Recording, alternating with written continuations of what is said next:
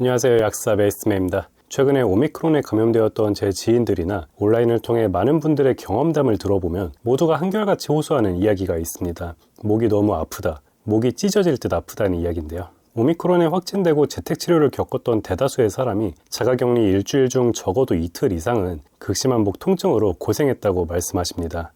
오늘은 이런 목 통증에 우리가 어떻게 대응할 수 있는지 그 방법에 대해 소개해 드릴 것입니다.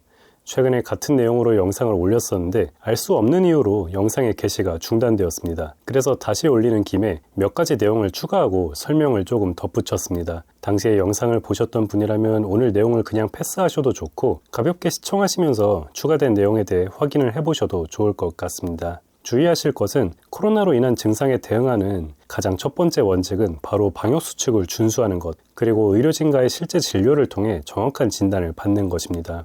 오늘 소개드리는 내용은 여러분들의 증상 경감에 도움이 될 만한 보조적인 수단에 관한 것이고 의료진의 진료, 처방과 같은 의료 행위를 대신할 수 없다는 사실을 기억하시기 바랍니다.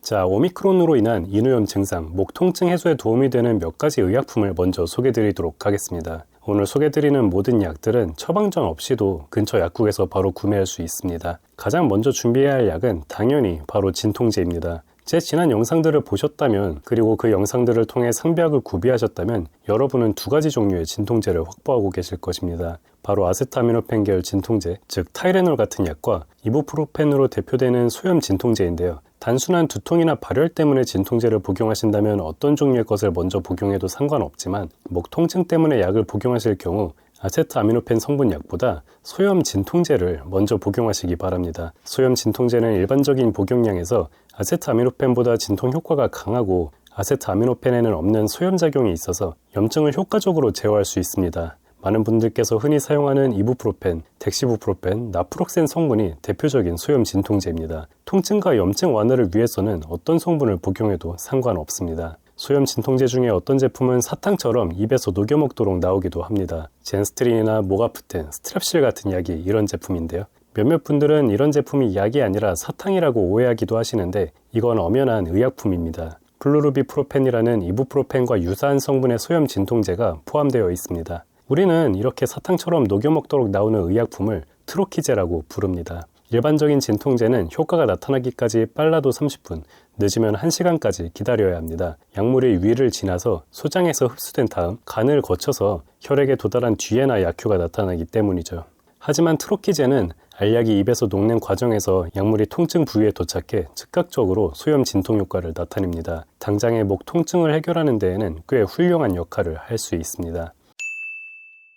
시중에서 쉽게 구할 수 있는 소염 진통제의 종류와 간단한 복용법을 화면에 정리해 보았으니 참고하셔서 복용하시기 바랍니다. 소염 진통제는 원칙적으로 한 번에 한 가지 성분만 복용해야 합니다. 예를 들면 이부프로펜 성분을 먹었는데 효과가 부족하다고 해서 덱시부프로펜 성분을 곧바로 추가로 복용해서는 안 됩니다. 위장이나 신장 관련된 부작용 위험이 크게 증가할 수 있습니다. 이것은 트로키제로 나오는 소염 진통제도 마찬가지입니다. 예를 들어 오전 9시쯤 트로키제 의약품을 복용했다면 적어도 오후 1시까지는 그 어떤 소염 진통제도 추가로 복용하지 않는 편이 좋습니다. 하지만 아세트아미노펜 성분을 추가하는 것은 괜찮습니다. 이것은 소염 진통제와는 다른 계열의 진통제로서 교차 복용이 가능합니다. 통증이 심하다면 소염 진통제와 아세트아미노펜을 2시간 간격으로 교차 복용을 해도 되고 또는 아예 동시에 복용해도 좋습니다. 당장의 통증을 해결하는 데 큰 도움이 될 것입니다. 본인이 어떤 종류의 진통제를 가지고 있는지 라벨을 통해 쉽게 확인 가능하니 한 번씩은 확인해두고 필요에 맞게 복용하시기 바랍니다.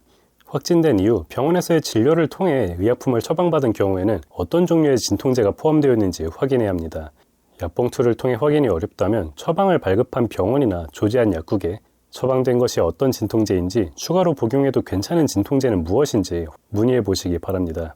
자, 다음으로는 진통제만으로는 통증이 해결이 안 될 때 보조적으로 시도해 볼 수 있는 종류의 의약품을 살펴보겠습니다. 소개드릴 것은 바로 가글과 스프레이예요. 의약품인 만큼 흔히 마트나 편의점에서 살 수 있는 가글과 스프레이와는 그 목적과 효능이 크게 차이 납니다. 먼저 가글부터 살펴보겠습니다. 제가 소개드릴 제품은 바로 탄투맥입니다. 심한 인후통을 겪어본 분이라면 한 번쯤은 처방받아 사용해보셨을 약인데요. 탄투맥의 벤지다민이라는 성분은 강력한 소염, 진통작용으로 오래전부터 구내염이나 인후염의 증상 완화를 위해 가글로 사용되어 온 약입니다. 이 약의 역할은 단순한 진통작용에서 그치지 않습니다. 이 벤지다민 성분에는 살균 효과가 있어서 목의 세균과 바이러스를 효과적으로 죽일 수 있고 마취 효과를 발휘하기도 합니다. 코로나로 인한 목의 통증을 빠르게 완화하는 데 효과적인 약이에요. 이 약은 하루에 2번에서 3번 사용하는 것이 기본이고 통증이 너무 심하다면 최소 1시간 이상의 간격을 두고 추가로 각을 해도 괜찮습니다. 삼키면 안 되고 적당한 시간 동안 각을 한 뒤에 뱉어주세요. 가글이 닿았던 부위의 통증이 빠르게 완화되는 것을 느낄 수 있을 거예요.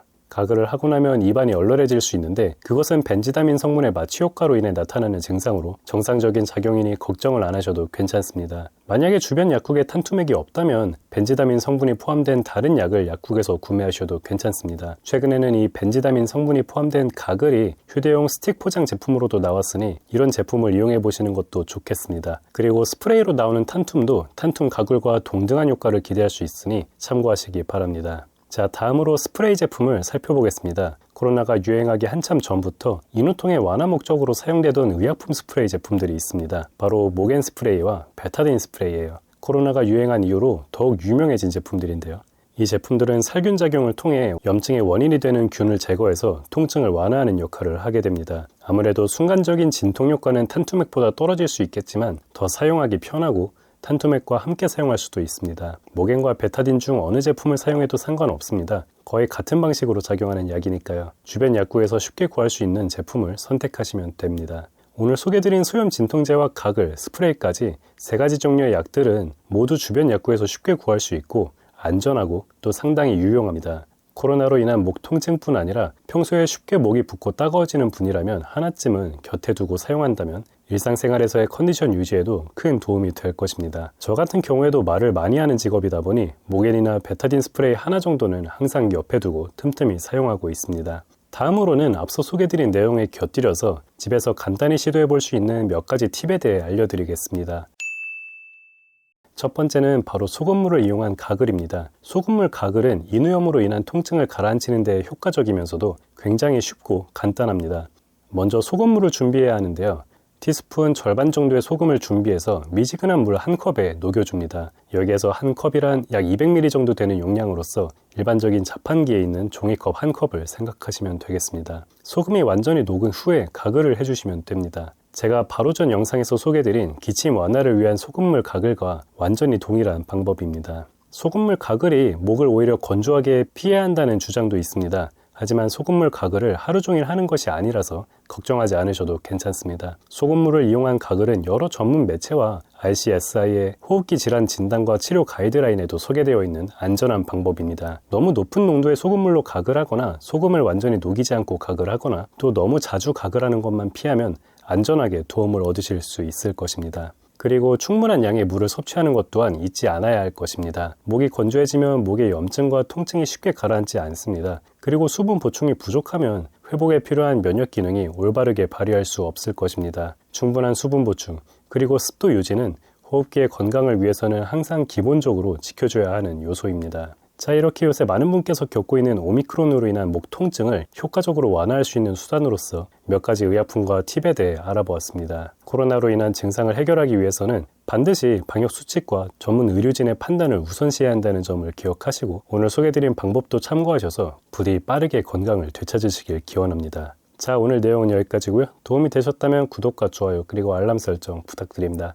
감사합니다.